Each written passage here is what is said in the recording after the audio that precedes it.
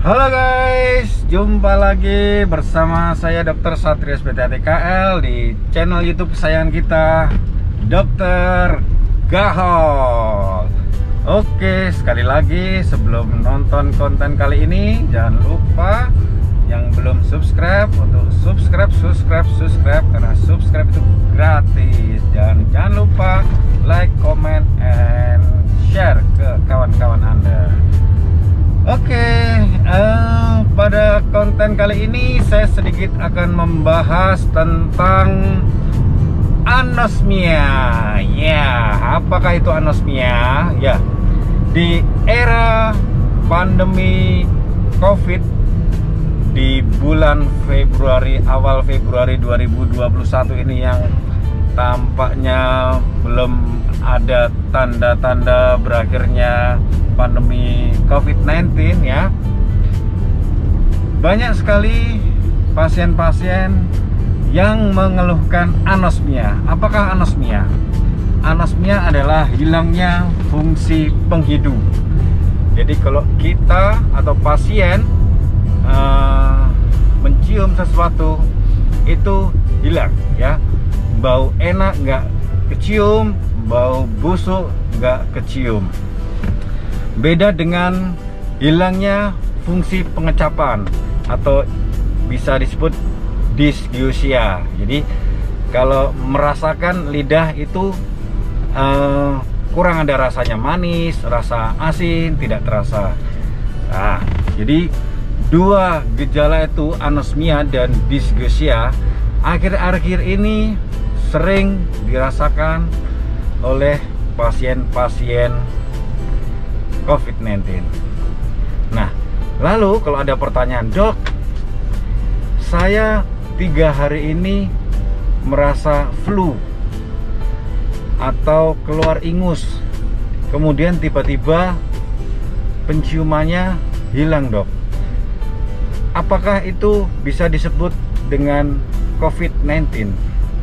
Baik, kalau kita dokter THT dulu sebelum era pandemi COVID-19 itu sudah sangat terbiasa dengan keluhan-keluhan pasien anosmia atau hilangnya fungsi penghidup. Beberapa kasus dari penyakit THT yang gejalanya adalah anosmia adalah sinusitis.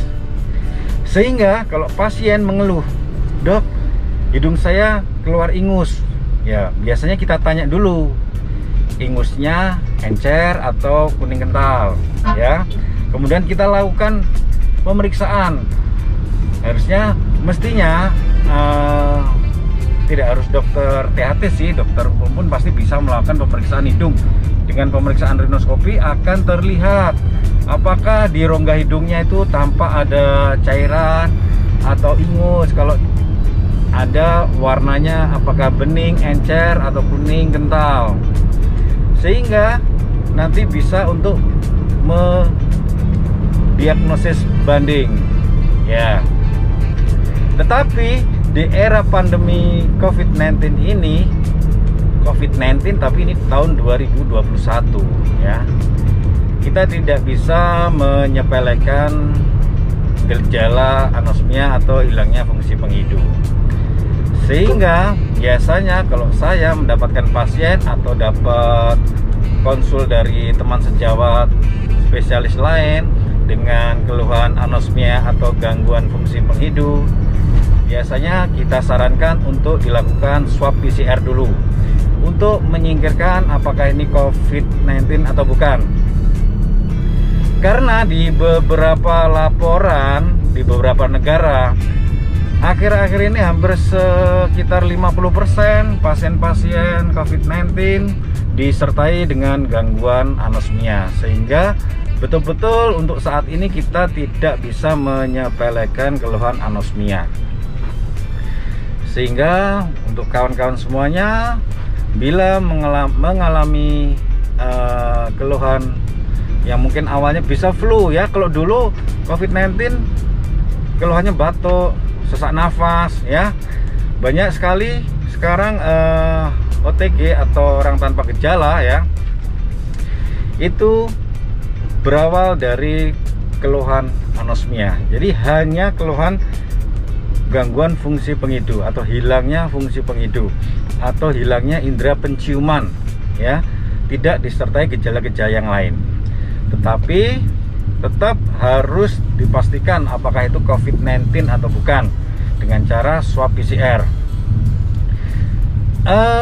Kalau di daerah kita sekarang ya, di Caruban, kita bersyukur kita di rumah sakit sudah tersedia fasilitas laboratorium PCR atau biomolekuler ya, sehingga untuk mendiagnosis COVID-19 relatif lebih cepat dibandingkan dulu awal-awal pandemi yang kita belum punya laboratorium PCR. Kita harus kirim sampel ke Surabaya sehingga butuh waktu sampai 5 hari sampai 7 hari baru keluar hasil.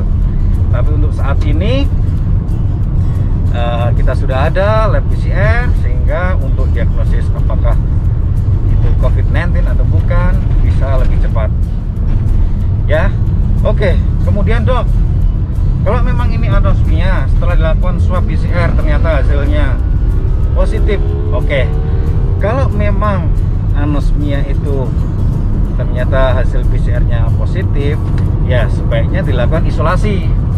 Ya, kalau memang tidak ada gejala lain, bisa dilakukan isolasi mandiri di rumah secara ketat. Tujuannya apa sih dok untuk isolasi mandiri itu? Tujuannya supaya virus yang ada di tubuh pasien tidak menular kepada orang lain, seperti itu. Sehingga untuk kasus-kasus dengan gejala sedang atau berat itu yang dirawat di rumah sakit. Tetapi bila gejalanya ringan atau bahkan tanpa gejala, pasien-pasien COVID-19 bisa dilakukan isolasi mandiri secara ketat di rumah dengan pemantauan tenaga medis dari puskesmas setempat. Oke, gitu ya. Jadi sekali lagi untuk kasus anosmia di era pandemi COVID ini jangan sampai disepelekan ya. Kita harus menyingkirkan apakah itu COVID atau bukan dengan pemeriksaan swab PCR. Kemudian solusi berikutnya bisa dilakukan cuci hidung. Caranya gimana cuci hidung? Bisa ditonton di konten-konten saya sebelumnya, cara melakukan cuci hidung ya, sehingga rongga hidung kita tetap bersih dan semoga virus-virus yang ada di tubuh segera hilang. Oke, gitu ya untuk kali ini. Terima kasih sudah menonton konten kali ini. Kurang lebihnya mohon maaf. Wassalamualaikum warahmatullahi wabarakatuh. Salam Gahol.